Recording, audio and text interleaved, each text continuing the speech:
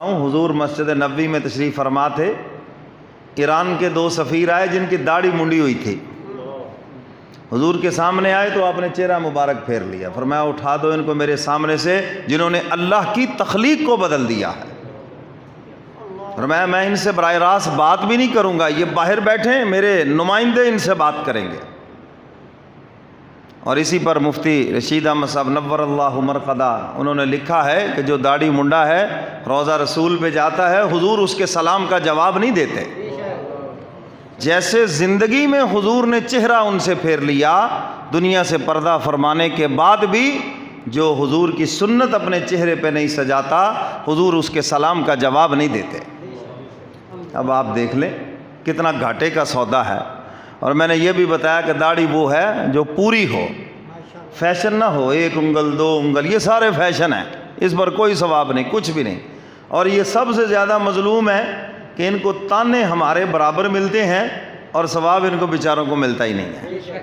تو اس لیے جن کی چھوٹی ہے ان کی خدمت میں گزارش ہے یہ پوری کریں. یہ سمجھ گئے کہ نہیں؟ تو میرے محترم سامعین, یہ محبت کی کمی کی دلیل ہے, ورنہ عاشق تو اداؤں پہ مر مٹتا ہے. تو حضور علیہ الصلوۃ والسلام نے سلام کا جواب نہ دیا, چہرہ پھیر لیا. ساتھیوں سے پوچھا بھی کیا بات ہے حضور, کس لیے ناراض ہیں؟ کیا مجھ سے ایسا کام ہو گیا کہ حضور ناراض ہو گئے؟ انہوں نے کہا ہمیں کچھ پتہ نہیں, لیکن ایک دن ہم حضور کے ساتھ تھے اور آپ کے مکان پہ نظر پڑی تو حضور نے پوچھا یہ کس کا مکان ہے؟ یہ جھونپڑیوں کے اندر اتنا خوبصورت گنبد والا کس کا مکان ہے؟ ہم نے آپ کا نام بتایا, حضور خاموش ہو گئے. وہ سمجھ گئے کہ حضور علیہ الصلوۃ والسلام اس بات پہ ناراض ہیں. آج حضور کا میلاد تو مناتے ہیں, ارے حضور کو بھی منا لو, حضور کو بھی منا لو, وہ ناراض تو نہیں کہیں آپ سے.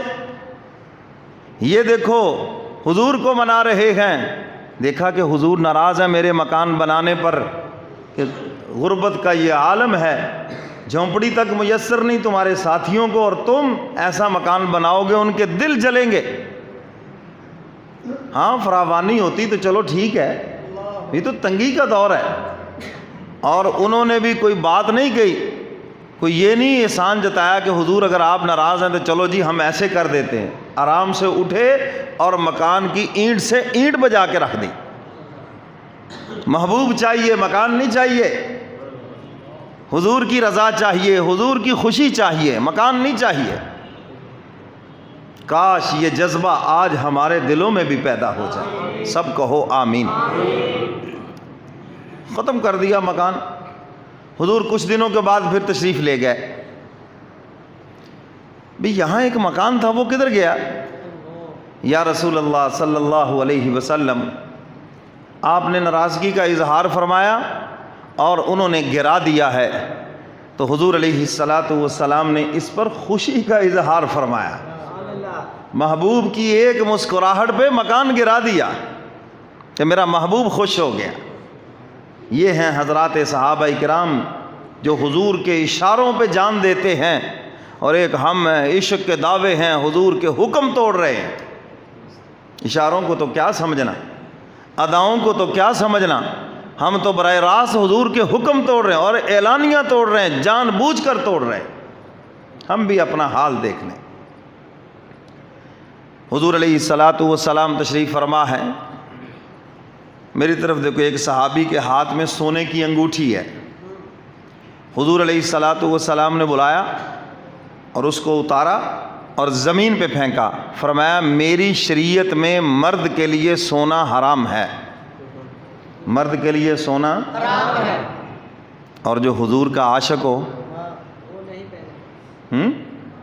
مطلب یہ ہے کہ وہ عاشق نہیں ہے, صرف نام ہے, حرام ہے میری شریعت میں. انگوٹھی پھینک دی. صحابہ فرماتے وہ کئی دن پڑی رہی مسجد نبوی میں. ہم نے اس سے کہا کہ چلو اس کو لے جاؤ, جا کے بیچ دو, کو بچوں کے کام. انہوں نے کہا نہیں, جس کو حضور نے نظروں سے گرا دیا میں ہاتھ بھی نہیں لگاؤں گا. میرا محبوب جس پہ ناراض ہے مجھے ضرورت ہی نہیں ہے اس کی. سمجھ آ رہی ہے بات؟ عشق اس کا نام ہے, محبت اس کا نام ہے. ہم نے جن چیزوں کا نام محبت رکھ لیا ہے وہ کوئی محبت نہیں ہے. جس محبت کا ہم اظہار کر رہے ہیں دیکھیں تو صحیح کہ وہ ہماری محبت سے خوش بھی ہیں یا نہیں, وہ پسند بھی کرتے ہیں اس محبت کو یا نہیں. تو جس چیز کو وہ پسند کریں وہ محبت ہے. اگر آپ صرف اپنے جذبات, حضرات صحابہ کرام کے بھی جذبات تھے. ایک صحابی رسول نے عرض کیا, اللہ کے محبوب, عرب کے وڈیروں کو ان کی رعایا سجدہ کرتی ہے اور ہم آپ کے صحابی ہیں, ہمارا بھی جی چاہتا ہے کہ ہم آپ کو سجدہ کریں, آپ تو سب سے بڑے ہیں. یہ جذبات ان کے بھی ہیں. حضور علیہ الصلوۃ والسلام نے فرمایا, میرے صحابی, میری شریعت میں اللہ کے علاوہ کسی اور کو سجدے کی اجازت ہی نہیں ہے. بس اگر اجازت ہوتی میں بیوی کو اجازت دیتا کہ وہ اپنے شوہر کا سجدہ کرے, مگر چونکہ میری شریعت میں اجازت ہی نہیں ہے. حضرات صحابہ کرام کے بھی جذبات تھے, جی چاہتا تھا ان کا بھی بہت کچھ, ہم حضور سے ایسے پیار کریں, ایسے پیار کریں. لیکن جب دیکھتے تھے کہ حضور علیہ الصلوۃ والسلام اس چیز سے راضی ہے, اس عمل سے راضی ہے, صحابہ وہی کرتے تھے جس سے حضور خوش ہیں. اس آیت مبارکہ کے اندر بھی حق تعالیٰ نے محبوب کی زبان مبارک سے یہ بات نکلوائی.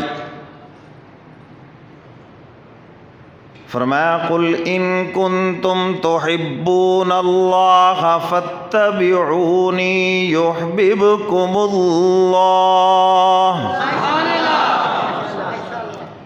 حق تعالیٰ فرماتے ہیں, میرے محبوب اعلان کر دیجئے, اپنی زبان مبارک سے فرما دیجئے, قل ان کنتم تحبون اللہ فاتبعونی یحببکم اللہ. اگر تمہارا دعویٰ یہ ہے کہ ہمیں اللہ سے پیار ہے, ہمیں اللہ سے محبت ہے, ہم تو بڑے موحد ہیں, ہم بڑے توحیدی ہیں, یہ بھی